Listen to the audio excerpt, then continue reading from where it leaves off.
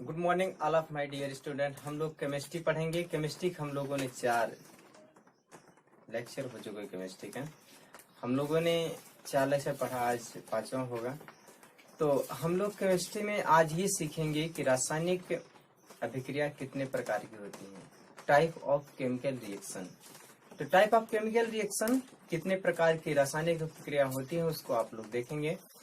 तो देखिए chemical reaction कितने प्रकार की होती है। देखिए प्रकार मतलब ये होता है कि उसका बंटवारा होगा, रासायनिक अभिक्रिया का बंटवारा होगा, डिवीजन होगा। कोई रासायनिक अभिक्रिया है वह कितने भागों में बटेगी, किस आधार पे बटेगी, उसको जो बांटना होता है बटेगा वह एक स्पेसिफिक गुण के आधार पर बढ़ता है।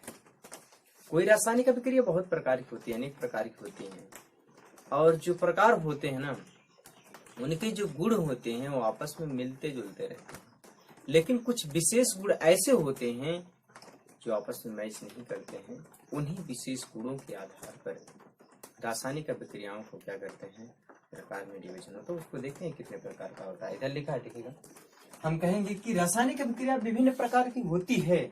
रासायनिक अभिक्रिया विभिन्न प्रकार की होती हैं, लेकिन आपस में उनके गुण कुछ न कुछ मिलते जुलते हैं, और उसमें से कुछ विशिष्ट गुणों के आधार पर निम्न भागों में विभाजित किया जाता है। रासायनिक अभिक्रिया कितने प्रकार की होती हैं, उसे कुछ विशिष्ट गुणों के आधार पर इसे कितने भागों में बांटा गया, 7 भागों में बांटा गया। आइए देखते हैं कौन कौन से हैं। एक बात बोलते हैं, अगर आपको ये बात लिखा जाए, थोड़ा सा याद करने के लिए तरीका है, आप इसी को समझने का प्रयास करेंगे। हम लोग जैसे यहाँ पे लिखा है, क्या बोलेंगे, पहला संयोजन अभिक्रिया। 7 प्रकार की रासायनिक अभिक्रिया है। पहला है संयोजन अभिक्रिया। क्या बोलेंगे, पहला संयोजन अभिक्रिया। संयोजन अभिक्रिया, संयोजन अभिक्रिया इसी को बोलते हैं। इसका दूसरा नाम है योगात्मक अभिक्रिया। क्या बोलेंगे, योगात्मक अभिक्रिया। योगात्मक अभिक्रिया, योगात्मक अभिक्रिया। आगे इसमें बोलेंगे दूसरा वियोजन अभिक्रिया। क्या बोलेंगे, वियोजन अभिक्रिया। वियोजन अभिक्रिया, वियोजन अभिक्रिया। उसके बाद होगा तीसरा विस्थापन अभिक्रिया। विस्थापन अभिक्रिया, विस्थापन अभिक्रिया। उसके बाद होगा विस्थापन अभिक्रिया के बाद हम लोग पढ़ेंगे संयोजन अभिक्रिया, योगात्मक अभिक्रिया, वियोजन अभिक्रिया, विस्थापन अभिक्रिया। उसके बाद उष्मीय अभिक्रिया। क्या पढ़ेंगे, उष्मीय अभिक्रिया। उष्मीय अभिक्रिया। उष्मीय अभिक्रिया के बाद हम लोग देखेंगे अपचयन अभिक्रिया। क्या होगा, अपचयन अभिक्रिया। अपचयन अभिक्रिया, अपचयन अभिक्रिया, अपचयन अभिक्रिया। उसके बाद होगा ऑक्सीकरण अभिक्रिया। कौन बोलेंगे, ऑक्सीकरण अभिक्रिया, ऑक्सीकरण अभिक्रिया। उसके बाद लास्ट होगा, उसे बोलते हैं रेडॉक्स। क्या बोलेंगे, रेडॉक्स रिएक्शन, रेडॉक्स अभिक्रिया। अब इन सभी अभिक्रियाओं की क्या है कि इसमें सबकी डेफिनेशन देखेंगे, एक उदाहरण देखेंगे। उसके बाद ये रिएक्शन सभी खत्म हो जाएंगे। उसके बाद 2 हेडिंग और पढ़ेंगे, ये चैप्टर खत्म हो जाएगा। आइए हम लोग इसको प्रकार को रट लेते हैं, उसको देखते हैं, एक बात सुनते हैं, इसके आधार पे हम लोग क्या होगा, सारी चीजें याद हो जाएंगी। तो 7 प्रकार की रिएक्शन है। अगर पूछा जाए कितने प्रकार की रिएक्शन है, सभी रिएक्शन के नाम लिखिए तो लिख सकते हैं। उसमें कुछ बातें हैं, इस प्रकार से याद कर लेते हैं। कैसे याद करेंगे, ध्यान से देखिए। इसको सिर्फ याद करने का तरीका है, याद कैसे करेंगे इसको देखिए। इसमें से उठा लो, ये उठा लो, इसको ये ले लो, और इसको ध्यान से इसमें भी ले लो बी, इसका भी ले लो बी, और यहां से ऊ पढ़े हो, ऊ आ ऊ आ। उसके बाद ये रे को छोड़ दो, रे को रखे रहो बाद में। अब इतना जानिए कि आपको याद हो गया, समझ लीजिए कैसे। योगात्मक अभिक्रिया, वियोजन अभिक्रिया, विस्थापन अभिक्रिया, उष्मीय अभिक्रिया, अपचयन अभिक्रिया, ऑक्सीकरण अभिक्रिया। आपको ये बात नोन होना चाहिए, जो आ है, एक ऐसे अपचयन अभिक्रिया, दूसरे आ से ऑक्सीकरण अभिक्रिया है। ऊ से उष्मीय अभिक्रिया है। कौन से? उष्मीय अभिक्रियाएं हैं। और ये आपका यूबीबी का मतलब योगात्मक अभिक्रिया, वियोजन अभिक्रिया, विस्थापन अभिक्रिया। इतनी बातें आपको याद होना चाहिए। तो शायद हमें 7 प्रकार की रिएक्शन, रेस ये लास्ट है रेडॉक्स रिएक्शन, रेडॉक्स अभिक्रिया। तो हमें उम्मीद है कि आपको ये सभी प्रकार के नाम तो याद होते होंगे। क्यों? यूबीबी का मतलब ये हुआ कि यदि आपसे पूछा जाए यूबीबी उ आ, इसका मतलब ये योगात्मक अभिक्रिया, वियोजन अभिक्रिया, विस्थापन अभिक्रिया, उष्मीय अभिक्रिया और अपचयन अभिक्रिया और ऑक्सीकरण अभिक्रिया। रे को लास्ट में रखते रहिए, उसको बोलते हैं क्या? रेडॉक्स रिएक्शन, रेडॉक्स अभिक्रिया। तो उम्मीद है सभी नाम याद हो गए होंगे सबके। अब योगात्मक अभिक्रिया, वियोजन अभिक्रिया, विस्थापन अभिक्रिया, उष्मीय अभिक्रिया और अपचयन अभिक्रिया और ऑक्सीकरण अभिक्रिया और रेडॉक्स अभिक्रिया। आपको इतनी बातें 7 प्रकार की रिएक्शन याद हो गया होगा। बस इतने पता होना चाहिए यूबीबी उ आ रे। तो शायद ये सब याद हो गया। अब हम लोग ये बात जरूर कहेंगे कि यदि इन सभी को हटा दिया जाए, तो यदि पूछा जाए कि अब बताइए कि क्या आपको नाम याद है 7, तो आपको सिर्फ ये ही पता होना चाहिए क्या? यूबीबी उ आ रे मतलब योगात्मक अभिक्रिया यो हो गया, बीबी मतलब एक से वियोजन अभिक्रिया, एक से विस्थापन अभिक्रिया। तो यूबीबी उ से उष्मीय अभिक्रिया, आ अपचयन अभिक्रिया और ऑक्सीकरण अभिक्रिया, रे से लास्ट है रेडॉक्स अभिक्रिया। तो 7 के नाम याद हो गए होंगे। ऐसे पढ़ेंगे क्या? यूबीबी, उसके बाद होगा उ आ, उसके बाद रे। तो आपको ये पता होगा ये योगात्मक अभिक्रिया होगा, ये आपका वियोजन अभिक्रिया होगा, ये आपका विस्थापन अभिक्रिया, ये उष्मीय अभिक्रिया, ये अपचयन अभिक्रिया, ये आपका ऑक्सीकरण अभिक्रिया, आपका क्या होगा? रेडॉक्स रिएक्शन, रेडॉक्स अभिक्रिया। उम्मीद है सारे ये जो नाम है इसके 7 के याद तो हो ही गया होगा।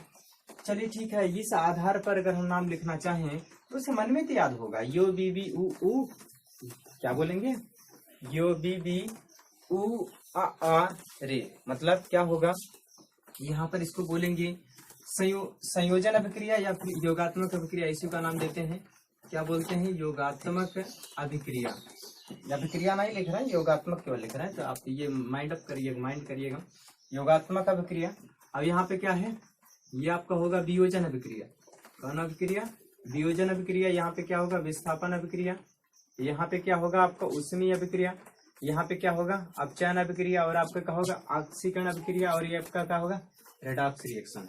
तो आपको उष्मीय अभिक्रिया, आपका अपचयन अभिक्रिया और उसके बाद क्या होगा? ऑक्सीकरण अभिक्रिया और उसके बाद रेडॉक्स अभिक्रिया। तो ये बातें आपको पता होनी चाहिए। शायद उम्मीद है कि इस 7 के नाम याद हो गए होंगे। अब हम इन सभी के बारे में ये देखते हैं कि ये सभी को होते कैसे हैं। हाँ, ये बात है कि योगात्मक अभिक्रिया क्या होगा। अब इसकी डिफिनीशन देखेंगे। वियोजन अभिक्रिया क्या होता है, विस्थापन अभिक्रिया किसे कहते हैं, और उसके बाद उष्मीय अभिक्रिया। इन सभी के डिफिनीशन पढ़ेंगे। अब डिफिनीशन पढ़ने के बाद एक एक उदाहरण पढ़ेंगे। एग्जाम में ऐसे ही पूछता है, जैसे किसी ये 7 है तो इसमें से किसी एक को देगा, देने के बाद ये कहेगा, ऐसे बता दे योगात्मक अभिक्रिया किसे कहते हैं, उदाहरण सही समझाइए। तो योगात्मक अभिक्रिया का आपको डिफिनेशन लिखने होंगे और उसके बाद एक उदाहरण देने होंगे। बस यही है योगात्मक अभिक्रिया, वियोजन, विस्थापन। हाँ, तो ये बात जरूर देखते हैं कि यदि हम योगात्मक अकेला है, कोई और प्रकार का नहीं है, लेकिन वियोजन 7 प्रकार के नाम याद करने के बाद हम लोगों ने ये देखते हैं कि वियोजन कितने प्रकार का होता है। वियोजन 3 प्रकार का होता है। क्या करेंगे हम लोग? वियोजन 3 प्रकार का होता है। विस्थापन कितने प्रकार का होता है? विस्थापन 2 प्रकार का होता है। और उष्मीय अभिक्रिया कितने प्रकार की होती है? 2 प्रकार की होती है। तो यही आपको ये देखना है। अब इन सभी को देखेंगे हम लोग। देखेगा वियोजन कितने प्रकार की? 3 प्रकार के। पहला होगा विद्युत वियोजन। क्या होगा? विद्युत वियोजन अभिक्रिया, विद्युत वियोजन। उसके बाद होगा कौन सा? उष्मीय वियोजन। क्या होगा? उष्मीय वियोजन। उसके बाद कौन होगा, प्रकाशीय वियोजन। प्रकाशीय वियोजन। विस्थापन में क्या होगा, एकल परमाणु विस्थापन, एकल परमाणु विस्थापन, और यहाँ होगा द्विपरमाणु विस्थापन। द्विपरमाणु विस्थापन, एकल परमाणु विस्थापन, द्विपरमाणु विस्थापन। ऊष्मीय अभिक्रिया दो प्रकार की होगी, एक होगा ऊष्मा क्षेपी और दूसरा होगा ऊष्मा शोषी। दूसरा होगा ऊष्मा शोषी अभिक्रिया। क्या होगा, ऊष्मा शोषी अभिक्रिया। ऊष्मा शोषी अभिक्रिया। अब ये यही है 5 इतने प्रकार के, योगात्मक अभिक्रिया, वियोजन अभिक्रिया, विस्थापन अभिक्रिया। हम लोग क्या करेंगे, यो वी वी उ आ और रे। मतलब योगात्मक अभिक्रिया अकेला कोई प्रकार नहीं उसके, और वियोजन अभिक्रिया 3 प्रकार की होती है, उसमें वियोजन, विद्युत वियोजन और प्रकाश वियोजन। उसके बाद विस्थापन अभिक्रिया। विस्थापन अभिक्रिया 2 प्रकार की होती है, एकल परमाणु विस्थापन, द्विपरमाणु विस्थापन। उसके बाद जो आता है, उसके बाद ऊष्मीय अभिक्रिया कितने प्रकार की होती है, 2 प्रकार की होती है, ऊष्मा क्षेपी अभिक्रिया और ऊष्मा शोषी अभिक्रिया। आप इन सभी के प्रकार को देख लेते हैं, सभी को बारी बारी से पढ़ लेते हैं। तो चलिए देखते हैं, यहाँ तक हम लोग योगात्मक। हाँ, एक चीज है, नाम सभी के याद हो चुके होंगे, जहाँ तक फिर से एक बार अगर देखा जाए इन सभी चीजों को, कौन कौन से हैं, यो वी उ आ। कहने का मतलब योगात्मक अभिक्रिया, वियोजन अभिक्रिया, विस्थापन अभिक्रिया, ऊष्मीय अभिक्रिया और अपचयन अभिक्रिया, ऑक्सीकरण अभिक्रिया, रेडॉक्स अभिक्रिया। इन सभी का थोड़ा मतलब हम बता देते हैं कैसे कैसे होगा योगात्मक अभिक्रिया। अब योगात्मक अभिक्रिया में क्या करेंगे, जब 2 या 2 से अधिक अभिकारक मिल करके एक उत्पाद बनाते हों, उसे योगात्मक अभिक्रिया कहते हैं। जैसे अगर A और प्लस B मिल करके एक प्रोडक्ट बनाता C, तो उसे बोलेंगे क्या, योगात्मक अभिक्रिया कहते हैं। हाँ, वियोजन अभिक्रिया में क्या होता है कि ये जस्ट इसका उल्टा होता है। यदि कोई रासायनिक अभिक्रिया, एक उत्पाद है, एक अभिकारक है, और ये टूट करके क्या हो, यह टूट करके वियोजित हो करके 2 या 2 से अधिक उत्पाद बनाते हों, मतलब C अकेला टूट करके क्या बनाए, अगर ऐसा कुछ होता है तो उसे क्या बोलेंगे, वियोजन अभिक्रिया कहते हैं। अब वियोजन अभिक्रिया जो होती है वो 3 प्रकार की होती है। अगर ये टूटने के लिए, अगर ये टूटता है, जैसे C टूटता है B और A में, तो यदि ये टूटता है, यदि प्रकाश के द्वारा टूटेगा तो प्रकाशीय वियोजन कहेंगे, यदि विद्युत के द्वारा टूटेगा तो विद्युत वियोजन कहेंगे, यदि ये ऊष्मा के द्वारा टूटता है तो ऊष्मीय वियोजन कहते हैं। ऊष्मीय वियोजन कहते हैं। जैसे वियोजन अभिक्रिया कितने प्रकार की हो गई, 3 प्रकार की हो गई। आइए विस्थापन की बात करें। विस्थापन अभिक्रिया क्या होता है कि यदि कोई परमाणु जब आपस में रिएक्शन होता है, आपस में जब रिएक्शन होता है, जैसे मान लीजिए यदि सोडियम का रिएक्शन करा दे, किससे, HCl से रिएक्शन करा दे, तो क्या करेगा, जो बनेगा आगे प्रोडक्ट बनता है वह ये बनता है, नमक बनेगा, NaCl बनेगा प्लस H2 निकलेगा। अब क्या होगा, इस रासायनिक अभिक्रिया में एक परमाणु विस्थापित कर देता है। कहने का मतलब ये सोडियम क्या करेगा, इसको हाइड्रोजन को हटा देता है, हाइड्रोजन को विस्थापित कर देता है। तो ये प्रकार के क्या होगा, विस्थापन अभिक्रिया हो गया। कभी कभी एक परमाणु नहीं, 2 परमाणु का विस्थापन होता है, उसे क्या बोलते हैं, द्विपरमाणु विस्थापन। और उसमें वियोजन में क्या होगा देखिएगा, ये क्या बोलते हैं उसका, ऊष्मीय अभिक्रिया। ऐसी रासायनिक अभिक्रिया जिसमें ऊष्माओं का क्या हो, निकलना या ऊष्मा का शोषण हो, उसे ऊष्मीय अभिक्रिया कहते हैं। ऊष्मीय अभिक्रिया 2 प्रकार की होती है, ऊष्मा क्षेपी और ऊष्मा शोषी। यहाँ पर ऊष्मा क्षेपी की बात कर रहे हैं। यदि रासायनिक अभिक्रिया के दौरान ऊष्मा का क्या होता, ऊष्मा निकल रही हो, निकलती है, अभिक्रिया के दौरान ऊष्मा निकलती हो, प्राप्त होती हो, ऊष्मा क्या होती है, प्राप्त होती है, उसे क्या बोलते हैं, ऊष्मा क्षेपी अभिक्रिया कहते हैं। यदि रासायनिक अभिक्रिया के दौरान ऊष्मा क्या होती है, देना पड़ता है, प्राप्त नहीं होता है, यहाँ पर देना पड़ता है, देना होता है, उसे क्या बोलते हैं, ऊष्मा शोषी अभिक्रिया कहते हैं। उसे क्या बोलेंगे, ऊष्मा शोषी अभिक्रिया कहते हैं। हाँ, अपचयन की बात कर लें। यदि कोई रासायनिक अभिक्रिया होती है और उसमें हाइड्रोजन गैस, हाँ इसमें देखिएगा दो लोग रहेंगे, एक हाइड्रोजन होगा और एक ऑक्सीजन होगा।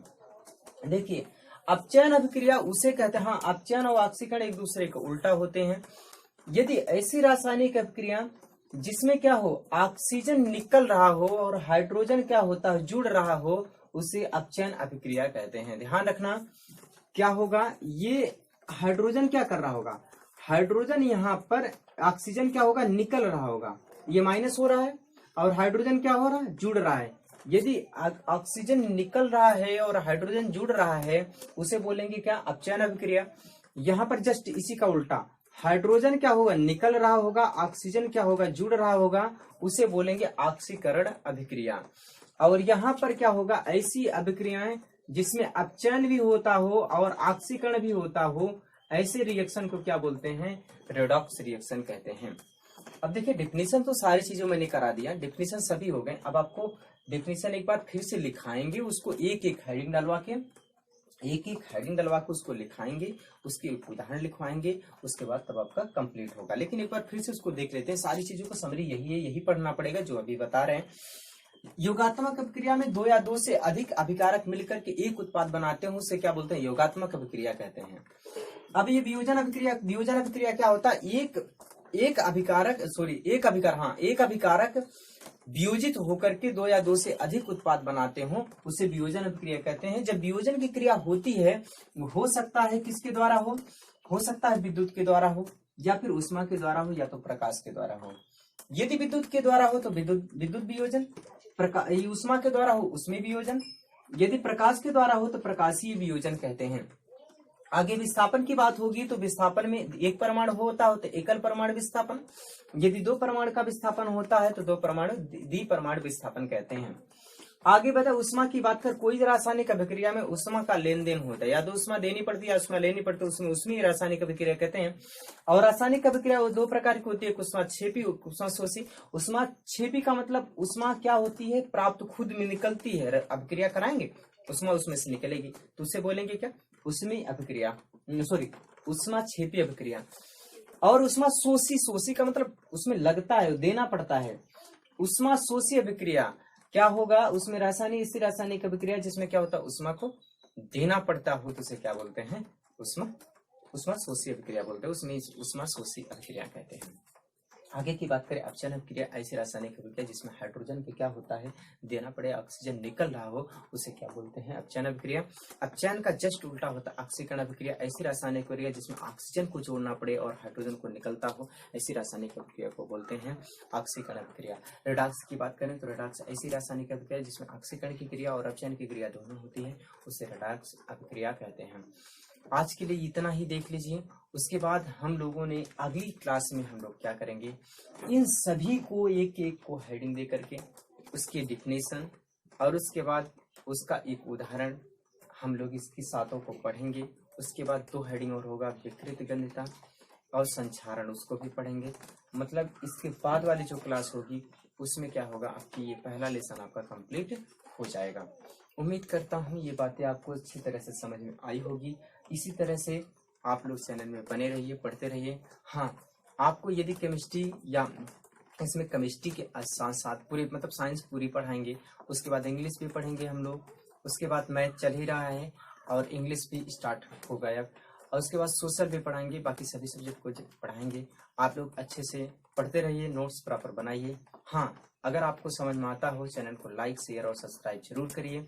अपने दोस्तों रिश्तेदारों को जरूर बताइए, जिससे इस पढ़ाई से क्या हो, वंचित न रह जाए, उसको भी इसका लाभ ले सकें। आप लोग आज के लिए इतना ही, फिर मिलते हैं अगली क्लास में। तब तक पढ़ते रहिए, खुश रहिए। Okay, thank you.